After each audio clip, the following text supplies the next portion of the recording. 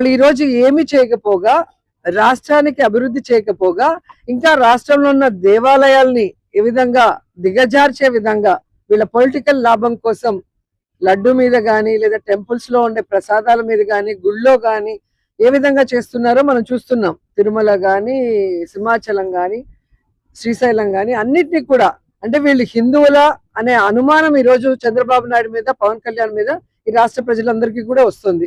ఎందుకంటే ఒక హిందూ అనేవాడు ఈ విధంగా స్వామివారిని గాని, స్వామివారి గుడులను గాని, స్వామివారి ప్రసాదాన్ని కానీ దిగజార్చే విధంగా రాజకీయాల్లోకి లాగరు.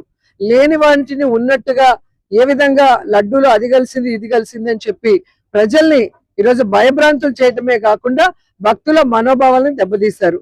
ఆఖరికి సుప్రీంకోర్టు సిట్ ద్వారా సిబిఐ ఇచ్చిన రిపోర్ట్ ద్వారా దీంట్లో జంతు కొవ్వు కలవలేదు, ఇదంతా కూడా ఫేక్, దేవుణ్ణి రాజకీయాల్లోకి రాగద్దని చెప్పిన తర్వాత కూడా ఇంకా ఈరోజు సీఎం గాని, డిప్యూటీ సీఎం గాని, ఆఖరికి హోమ్ మినిస్టర్ కూడా ఎలా దిగజారిపోయి మాట్లాడుతున్నారో రోజు రోజుకి మీరు గమనిస్తున్నారు.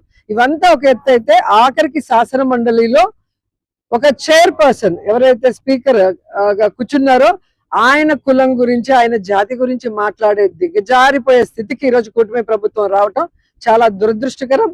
దీంట్లో మోషన్ రాజు గారు పెద్ద మనసుతో క్షమించారు